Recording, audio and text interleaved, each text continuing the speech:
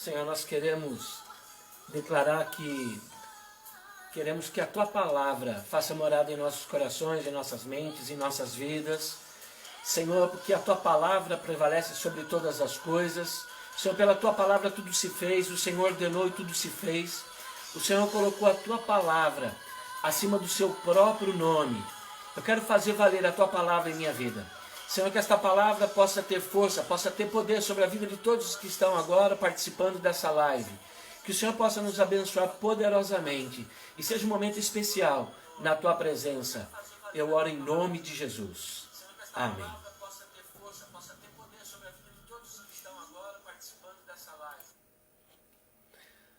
Amém, meus irmãos. Que a paz do Senhor Jesus Cristo esteja no teu coração, esteja sobre a tua vida. Que você tenha uma noite muito abençoada na presença do Senhor. Eu quero dar aqui a minha saudação aos irmãos da igreja que já estão entrando. Vi agora de pouco que o irmão Décio entrou, uma bênção, o irmão lá de Mogi Guaçu. E que o Senhor possa abençoar os demais que haverão de estar entrando e participando conosco aqui da live da Casa do Oleiro. Eu hoje coloquei um tema na nossa live, né? José, marido de Maria. Quero falar sobre família, quero falar um pouco sobre a nossa postura familiar, a defesa da família. Colocar a família como sendo um projeto de Deus, colocar a família como centro hoje dessa ministração. Claro que o centro da nossa vida é Jesus Cristo, mas o centro de Deus para as nossas vidas, além da nossa individualidade, é a família. O Senhor faz promessas sobre as famílias. Quando Ele entrega promessas a Abraão, Ele fala: em ti serão benditas todas as famílias da terra. Então há uma promessa de bênção do Senhor nosso Deus, particularmente a todas as famílias da terra, e independe inclusive dos seus credos, porque a promessa que Deus falou assim: através da sua vida, Abraão, serão benditas todas as famílias. Então há um projeto de Deus na unidade familiar, há um projeto de Deus na postura do homem de Deus, da mulher de Deus, dos filhos, e eu acho que uma família que nós podemos ter aqui como um parâmetro de exemplo, embora pouco a Bíblia fala da postura de José, da postura de Maria em relação ao Senhor Jesus Cristo, fala um pouquinho ali quando ele nasce, até os 12 anos, depois tem um período que quase não aparece, quase não se fala da família. Nós percebemos que José, ele nesse período, ele deve ter morrido, e Maria permanece ao lado do Senhor Jesus, mas antes que isso acontecesse, houve algumas posturas de José, algumas posturas de Maria que foram foram essenciais para que a infância, a formação dessa família fosse uma bênção. E nós podemos tomar alguns exemplos para as nossas vidas. Então eu vou usar dois textos bases aqui, o Evangelho de Mateus, o Evangelho de Lucas. Vou pegar alguns versículos, capítulo 1 e 2 de Mateus, capítulos 1 e 2 de Lucas, vou citar aqui. Então, começando na formação dessa família, na essência dessa família. Eu preciso falar que José era um homem extremamente íntegro, como Maria. Então, eles, perante a sociedade, perante os seus familiares, perante a sua família, perante o círculo religioso ali, tanto José quanto Maria, eles eram figuras assim irrepreensíveis, eram pessoas que todos tinham em grande conta, eram pessoas que estavam, vamos dizer assim, acima da média dentro da sociedade lá, e eles estavam noivos, né, se preparando para o casamento. Lá em Mateus, no capítulo 1, versículo 19, fala assim: José, seu noivo, né, noivo de Maria, era um homem justo. Então a Bíblia relata sobre quem era a figura de José como um homem justo, né, justo, temente a Deus.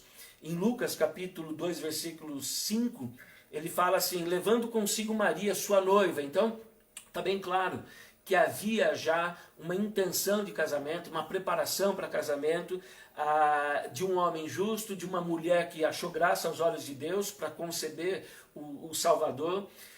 Então Deus tinha um projeto ali com aquele casal. É importante a gente sempre entender o seguinte: Deus ele ele mais do que unir pessoas, ele une propósitos.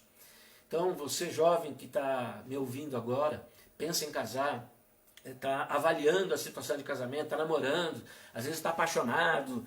É fundamental você e a pessoa que está do teu lado, teu namorado, tua namorada, teu noivo, tua noiva, entender quais são os propósitos de Deus sobre a vida de vocês. É fundamental entender esse propósito, porque a grande unidade de Deus é uma unidade familiar para unir propósitos. Um homem e uma mulher, cada um com a sua característica, cada um com o seu propósito, nessa união, nessa unidade chamada casamento, nesse sacramento, nessa bênção de Deus, nessa consagração do casamento, ele está unindo propósitos. Né? Você veio na Terra com um propósito, a pessoa com quem você pretende se casar também tem um propósito. Se você já é casado, com certeza havia já da parte de Deus na vida de cada um de vocês propósitos. Então, quando nós vamos nos casar, é fundamental entendermos quais são os propósitos das duas partes para que nós possamos ter uma união debaixo de propósitos e ver a bênção acontecer. Então havia um propósito, Deus já achou graça, Maria achou graça aos olhos de Deus, e havia um propósito, ela ia gerar o Salvador. Só que ela não podia gerar sozinha, ela precisava ter marido, e esse marido tinha que entender esse propósito e tinha que participar desse propósito. Então, José e Maria noivos, ambos com ótima reputação, tementes a Deus. Aí eu vou pegar um texto aqui de Lucas, no capítulo 1, versículos 26 a 33, que diz assim: Deus enviou, a versão que eu estou pegando não é revista atualizada ou revista corrigida, é uma versão atual, né? De linguagem atual. Deus enviou o anjo Gabriel a Nazaré, uma cidade da Galileia, a uma virgem de nome Maria. Ela estava prometida em casamento a um homem chamado José, descendente do rei Davi. Gabriel apareceu a ela e lhe disse: alegre-se, mulher favorecida, o Senhor está com você. Então um anjo chega para Maria e fala assim: olha, alegra o teu coração aí, porque o Senhor, ele está com você, ele tem algo para a tua vida, ele tem algo precioso aí para você. Confusa, Maria tentou imaginar o que o anjo quis dizer, o que o anjo estava querendo dizer com isso. Aí o anjo falou: não tenha medo, Maria, pois você encontrou favor diante de Deus. Você ficará grávida e dará à luz a um filho, e se chamará Jesus. Ele será grande, será chamado Filho do Altíssimo. O Senhor Deus lhe dará o trono do seu antepassado Davi, e ele reinará sobre Israel para sempre. O seu reino jamais terá fim. O anjo chega para Maria, entrega uma notícia que ela estaria grávida, que ela ficaria grávida, que ela geraria um filho que se chamaria Jesus, e que era o Filho do Altíssimo, que estaria sentado sobre o trono. Então traz uma mensagem para uma jovem que não era casada, e ela recebe essa mensagem de uma forma impactante. A gravidez foi algo totalmente inesperado ali, para ambos, tanto para Maria quanto para José. Eles tinham conhecimento que não havia a menor possibilidade de terem gerado esse filho, pois eles não tinham relação sexual. Porém, a situação de José, a princípio, foi muito desconfortável, a ponto de pensar em deixá-la até de forma honrosa. Né? Lá em Mateus, no capítulo 1, no versículo 19, fala assim: José, seu noivo, era um homem justo e resolveu romper a união em segredo, pois não queria envergonhá-la com uma separação pública. Então o anjo apareceu a Maria, trouxe essa notícia, e José falou: mas esse filho não é meu. Só que Maria, eu amo Maria, eu vou ter que separar, porque não é meu, não vou casar com ela. Mas eu vou fazer de uma forma honrosa. Então ficou uma situação desconfortável. Só que o mesmo anjo que revelou a Maria o que estava acontecendo, ela prontamente aceitou, meus irmãos. Isso é fundamental na nossa vida. Por mais estranha que seja a obra de Deus, por mais difícil de você interpretar o projeto de Deus na sua vida, quais são os planos de Deus na sua vida, porque muitas vezes nós nos estabelecemos em zona de conforto, nós colocamos alguns projetos pessoais e falamos assim, idealizamos tudo, falar: Deus, vem e abençoa o que eu estou criando aqui. Acontece que às vezes Deus tem planos diferentes e nós temos que interpretar quais são esses planos diferentes de Deus sobre a nossa vida. Eu penso que Maria nem imaginava em viver o que ela estava vivendo. Ela pensava em servir a Deus, em ter um bom casamento com José, fazer uma festa, chamar os parentes, fazer uma coisa bonita. E eles iam ter uma vida como outros judeus que tinham lá servindo a Deus. Mas Deus tinha planos diferentes. Então não tenham medo de se estabelecer diante do plano de Deus. Por mais estranho que possa ser para Maria, isso deve ter sido estranhíssimo. Ela não estava entendendo, mas ela aceitou. Ela aceitou o que estava lhe sendo proposto. José, que não sabia exatamente o que estava acontecendo, a mulher falou, estou grávida. E ele falou, eu, em secreto aqui, estou pensando, vou deixar ela. Mas lá em Mateus 1, nos versículos 20 e 21, fala assim, enquanto ele estava pensando nisso, José estava pensando em se separar, um anjo do Senhor lhe apareceu em sonho e disse, José, filho de Davi, não tenha medo de receber Maria como esposa, pois a criança dentro dela foi concebida pelo Espírito Santo. Ela terá um filho. Você, José, vai lhe dar o nome de Jesus, pois ele salvará seu povo dos seus pecados. Meus irmãos, percebam que a obra de Deus ela é completa, ela pode não ser simultânea. Porque existem projetos de Deus que Deus vai trabalhando o nosso caráter, a nossa identidade em cima das dificuldades. Então José não foi avisado no mesmo momento que Maria. Mas aí já era um trabalhar de Deus. E José, apesar de pensar em deixá-la, pensou em deixá-la de forma honrosa. Deus já estava aprovando o caráter de José ali. Só que no momento que José estava com aquilo no coração, o anjo lhe apareceu e falou assim, não, você não se preocupa, não tenha medo não. Pode receber Maria como esposa. Ela está grávida, ela vai ter um filho, foi concebido pelo Espírito Santo. Coloca o nome do teu filho, José, coloca o nome dele de Jesus, porque ele salvará o seu povo do pecado. Meus irmãos, diante de um cenário desse, José se posiciona como um homem realmente crente, temente a Deus, disposto a dar direção ao projeto que o Senhor lhes incumbiu. Ele não ficou assim pensando, puxa, como que é? Eu vou dar um exemplo para você, você vai falar assim, é claro, um anjo apareceu, eu não vou ter dúvida. Poucos meses antes, Isabel, que é prima de Maria, Isabel casada com Zacarias, ela já era de idade, Zacarias já era de idade, e ela também engravidou de Zacarias, engravidou de João Batista, que foi o precursor, né, da vinda do Messias, da vinda do Senhor Jesus Cristo. Interessante o projeto de Deus com essa família, né? João Batista, filha de Isabel, Jesus, filho de Maria, elas são primas. Deus tem projeto com as casas, Deus tem projeto com as famílias. Então, Deus fez com que Isabel concebesse João Batista, que ele veio preparando o caminho, ele veio anunciando o batismo do arrependimento, ele preparou o caminho para a vinda do Senhor Jesus. E eram primas. Mas Zacarias não creu de imediato. Aí o anjo falou para ele, olha, vai vir um filho, você vai colocar o nome dele de João. Só que até nascer, porque você não creu, até o nascimento você não vai falar nada. E ele ficou mudo até o nascimento. Foi diferente de Maria, que aceitou imediatamente, diferente de José, que aceitou prontamente. Maria aceitou a sua missão. Maria aceitou aquilo que lhe havia sido proposto. Lá em Lucas, no capítulo 1, versículo 38, fala assim, Maria disse, eu sou serva do Senhor, que aconteça comigo tudo o que foi dito a meu respeito. Aí o anjo a deixou. Prontamente, ela deu um passo de fé, mesmo sabendo da dificuldade, mesmo sabendo o que ela poderia enfrentar em relação a José, mesmo sabendo que ela estava colocando em risco seu casamento, ela confiou em Deus, ela confiou na palavra do Senhor, ela confiou naquilo que Deus estava falando. Meus irmãos, Deus, ele está posto para salvar nosso casamento, salvar nossa família, salvar aquele quem nós somos. Os planos, os projetos de Deus às vezes podem parecer difíceis de você interpretar, mas quando você os cumpre, quando você obedece, quando você coloca a sua fé em movimento, efetivamente Deus opera sobre a tua vida, sobre a tua casa, sobre a tua família. Maria falou, eu aceito, eu sou serva do Senhor, pode acontecer comigo tudo isso. Sua sujeição à vontade de Deus, a obediência que José teve, que ele prontamente aceitou também quando Gabriel visitou, geraram uma família que pode nos dar direções importantes para a nossa vida.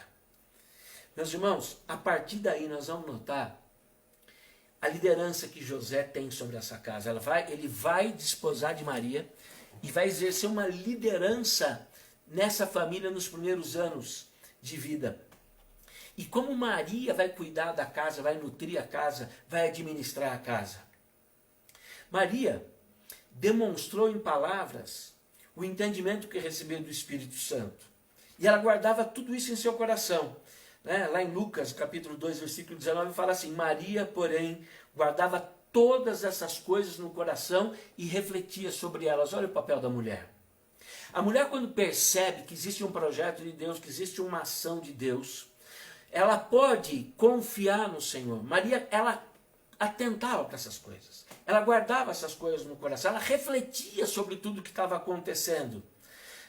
Eles receberam a visita, os pastores glorificavam a Deus quando Jesus nasceu, veio os magos do Oriente quando Jesus nasceu, trouxeram presentes, abriu o céu, os anjos vieram, cantaram, tudo isso ela foi olhando, observando, atentando todas as coisas, guardando no seu coração, conferia. Só que no momento em que ela entendeu o processo, ela abriu a sua boca. É fundamental quando nós entendemos que Deus está agindo na nossa vida, que Deus está cumprindo projetos na nossa vida, é fundamental que nós possamos abrir a nossa boca. E olha o que ela fala. Olha a oração de Maria. Assim que ela tem o entendimento do projeto perfeito de Deus. Essa oração é quando ela vai visitar Isabel. E quando ela vai visitar Isabel, João começa a saltar, pular no ventre de Isabel. E Isabel fala assim: que bênção, que graça eu recebi a visita da mãe do meu Salvador. A criança pulou de alegria no meu ventre. E a Maria, ela tem um cântico que ela fala assim: minha alma exalta ao Senhor. O meu espírito se alegra em Deus, o meu Salvador. Porque ele observou sua humilde serva. De agora em diante, todas as gerações me chamarão abençoada, ou nas traduções tradicionais, bem-aventurada. Pois o poderoso, ele é santo. Ele fez grandes coisas por mim. Ele demonstrou misericórdia a todos que o temem, geração após geração. O seu braço poderoso fez coisas tremendas. Ele dispersou os orgulhosos e arrogantes, ele derrubou príncipes dos seus tronos, ele exaltou os humildes, encheu de coisas boas os famintos e despediu de mãos vazias os ricos. Ajudou seu servo Israel, lembrou-se de ser misericordioso, pois assim prometeu aos nossos antepassados, lá Abraão e os seus descendentes para sempre. Então ela declara tudo que Deus prometeu a Abraão, a Isaac, a Jacó, as tribos de Israel, está se cumprindo agora através da minha vida. Eu vou dizer uma coisa para você: existem promessas de Deus estabelecidas num plano familiar, num plano às vezes profissional, às vezes no plano dentro da tua igreja. Existem projetos de Deus que vão se cumprir através da sua vida. Então abra a tua boca e fala: eis-me aqui, Senhor. Estou aqui, eu sou teu servo, eu sou a tua serva, estou aqui para te servir. Eu entendo que existe um projeto e eu sei que o Senhor vai usar da minha vida, vai usar através da minha vida para abençoar. Maria fez um cântico de vitória ao Senhor, cantando e entendendo isso, meus irmãos. Então, é fundamental, quando os projetos de Deus começam a se estabelecer sobre as nossas vidas, que a gente confira no coração, guarde no coração. Não precisa ficar falando o tempo todo, mas porém, quando você entende o processo, você pode abrir a tua boca e fazer um canto de vitória, fazer um hino de louvor e adoração ao nosso Deus. Foi isso que Maria fez. José, por sua vez, ele tinha, meus irmãos, a direção de Deus nesse projeto. Ele tinha uma liderança familiar. Maria e Jesus se sujeitaram a essa liderança, até porque Jesus era criança. Mas ali em Lucas, no capítulo 2, nos versículos de 4 a 6, diz assim: por ser descendente do rei Davi, José viajou da cidade de Nazaré da Galileia para Belém, na Judéia, terra natal de Davi. Isso com Maria grávida, levando consigo Maria, sua noiva, que estava grávida. Estando eles ali, chegou a hora de nascer o bebê. Então, perceba que a família começou a ser conduzida por José. Nós vamos ver outros exemplos, mas a família começa a ser conduzida. Homens que estão me ouvindo, nós homens temos a condução, a liderança. Nós não somos maior do que as mulheres. Nós temos uma função diferente das mulheres. Não existe homem e mulher. Quando a Bíblia fala de submissão, a questão não é ser maior. Até hoje eu estava assistindo uma pregação do Cote, ele estava falando assim, se a mulher que anda atrás, o marido faz questão que a mulher ande atrás dele por causa que é submissa, isso é religião muçulmana. E ele dizia ainda assim, mas tem mulher que é diferente, mulher que quer ir na frente, quer puxar o carro lá na frente. Ele falou, é coisa de Jezabel.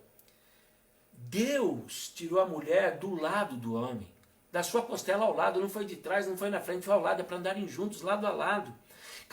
Juntando os propósitos, juntando as missões. A missão é uma submissão, quer dizer, o homem tem uma missão, a mulher tem uma missão, unem-se nesse propósito, casam-se para unir propósitos e cumprir uma missão na presença do Senhor.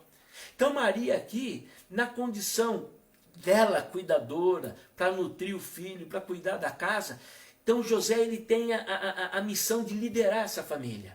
Então ele começa liderando, levando a família lá, vai para o censo, vai para Belém, né? E chegando lá, depois que os sábios, lá em Mateus 2, versículos 13 e 15, depois que os sábios partiram,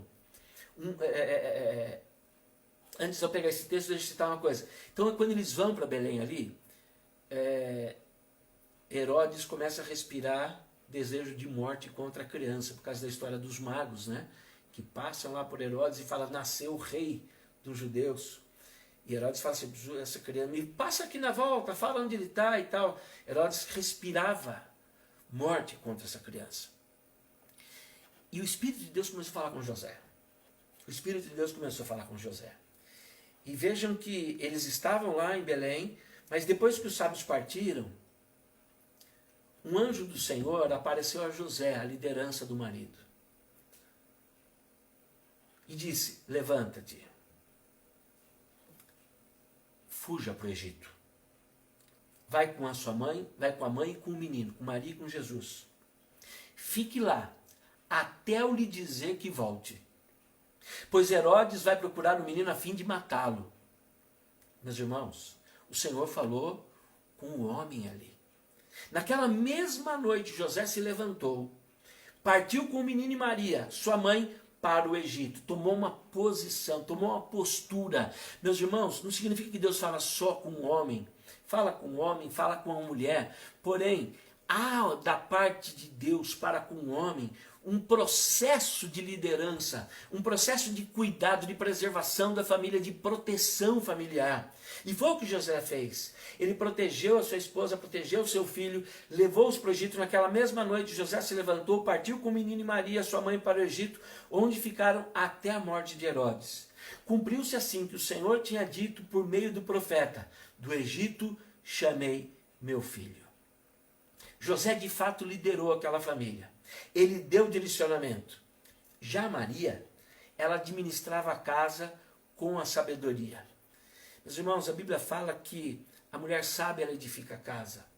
A edificação do lar é através da mulher. A tola a destrói com as suas próprias mãos. Então essa família foi conduzida na liderança de José, na direção do Espírito Santo, mas Maria foi guardando todas as profecias, todas as palavras, todos os acontecimentos no coração. Ele conferia no coração, ela cuidava.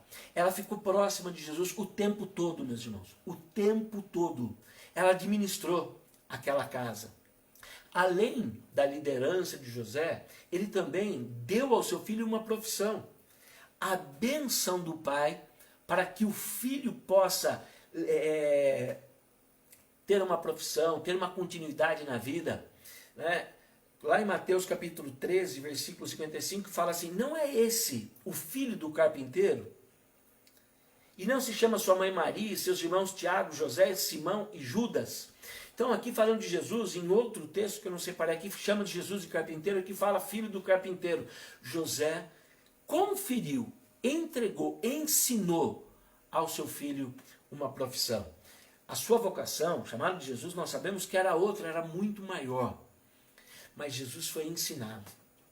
Foi ensinado pelo pai, foi cuidado pela mãe.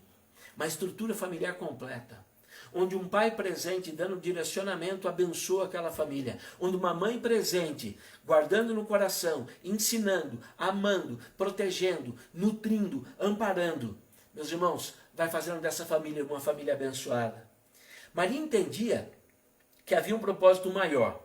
ela acompanhou e apoiou o ministério do seu filho até o fim.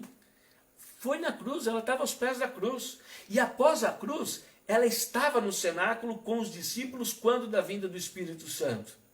Meus irmãos, o conceito de família é estabelecido aqui nessa família e é para a nossa família com a liderança, com o direcionamento do pai, mas a administração do lar e a nutrição da mãe. José, pai, comunica liderança, comunica direção, comunica segurança. A presença paterna é fundamental para gerar na vida do filho segurança. Meus irmãos, quantas vezes um filho pequenininho e tal, alguém vai implicar com ele e fala assim, eu vou contar tudo para meu pai, falar para minha mãe. É a proteção. O pai, às vezes, ele não é nem tão forte, mas ele fala, vou chamar meu pai aqui, porque ele se sente seguro. A ausência do pai, o filho fica perdido, o filho fica sem segurança, o filho fica sem direção. O pai dá a direção, inclusive não é escolher a profissão do filho, mas é apoiar na busca do entendimento da sua vocação, é abençoar em cima da sua vocação, é ajudá-lo a escolher a sua profissão, o caminho que vai seguir, é dar liderança à família, para que a família possa entender, falar, nós estamos aqui, mas nós vamos chegar lá, passando por esse caminho. Não significa que não vai ter luta, não significa que não vai ter problema, que não vai ter uma série de dificuldades, não significa isso, mas fundamentalmente, meus irmãos, fundamentalmente, quando um pai comunica uma liderança, isso traz segurança e dá direção à família e aos filhos. Por sua vez, uma mãe, no caso Maria aqui, ela comunicava sabedoria, meus irmãos. Quantos cuidados ela foi ensinando para o Senhor Jesus, que hoje é Senhor Jesus, na época era uma criança. Quantos ensinamentos, como ela ensinou a administrar o lar, como ela administrava o lar. Meus irmãos, nutrição, cuidado. E ela ficou ao lado do filho, cuidando do filho, ela foi até o fim. Ela não impediu que ela tivesse que passar, que ele passasse pelo que ele tinha que passar. Tanto que com 12 anos, eles tinham ido celebrar a Páscoa em Jerusalém. Jesus tinha 12 anos de idade. José, Maria e Jesus foram até Jerusalém para a celebração da Páscoa. E era um cortejo, era um grupo enorme. Famílias inteiras de cidades se deslocavam para Jerusalém. E quando essas famílias estavam retornando, e era muita gente, José e Maria não se aperceberam, entenderam que Jesus estava brincando com alguém, estava com alguém lá, não se aperceberam, e Jesus tinha ficado em Jerusalém. Quando eles perceberam, eles foram voltar a correr até Jerusalém e falaram assim, filho, o que você está fazendo aqui? Você não estava com a gente? Nós ficamos preocupados. Ele falou, virou para José e para Maria e falou assim, vocês não sabem que eu tenho que cuidar das coisas do meu pai? Meus irmãos, Maria cuidou de Jesus até o fim, mas não impediu que ele cumprisse o seu ministério, ainda que fosse o ministério de paixão, ainda que fosse o ministério de morte, ainda que passasse por tudo que Jesus passou. Mas ela sabia, até porque o anjo já havia avisado, quem seria Jesus. Meus irmãos, nós precisamos estabelecer nossa família, dando segurança para nossa família. Homens, precisamos dar segurança. Eu vou dizer uma coisa para vocês, de tudo que eu já fiz na minha vida, de bom e de ruim, de tudo que a minha família já sofreu, o que hoje a minha esposa às vezes fala assim, que ela me cobra é assim, eu preciso sentir segurança. As mulheres precisam sentir dos homens segurança. Segurança na questão financeira, segurança na questão da direção, da condução, da liderança, da fidelidade, segurança que tem um homem. Deus constituiu uma família, homem e mulher, macho e fêmea fez. O homem dá segurança para a família, dá direção para a família. Por sua vez, o que um homem espera de uma mulher? O que um homem anseia de uma mulher? Que ela administre bem o seu lar, que ela administre bem a casa, que a casa, meus irmãos, seja um lugar de paz, que a casa seja um lugar onde habite a justiça, onde haja alegria, onde haja gozo, onde os filhos sejam educados na palavra, onde a administração do lar seja firmada através da palavra de Deus. Meus irmãos, Deus deu para nós princípios, mandamentos, estatutos, situações, meus irmãos, que nos direcionam. Você, mulher, que quer administrar o seu lar, com sabedoria. Mas basta você estar atenta aos princípios e mandamentos do Senhor. Se você aplicar dentro da tua casa os princípios e os mandamentos, não com legalismo, não sendo justiceira, mas no amor da palavra de Deus, com disciplina, com firmeza, seguramente o seu lar será abençoado. E é isso que o homem espera de uma mulher. Como uma mulher espera de um homem, que lhe dê segurança, que lhe dê direção e lidere para uma vida melhor. Então essa é a família de José, marido de Maria, os pais de Jesus homem. Que nós possamos tomar por exemplo isso, essa história, que nós possamos entender o projeto de Deus, que você possa ser muito abençoado aí com a tua casa. Se você quiser tirar alguns minutos aí para você meditar, né, como nós somos ovelhas, né, ruminar essa palavra, ver se você tem falhado alguma coisa, e se tiver falhado alguma coisa, que você possa colocar essa palavra em prática na tua vida. Que o Senhor te abençoe, o Senhor te proteja, o Senhor te dê a paz. Amém.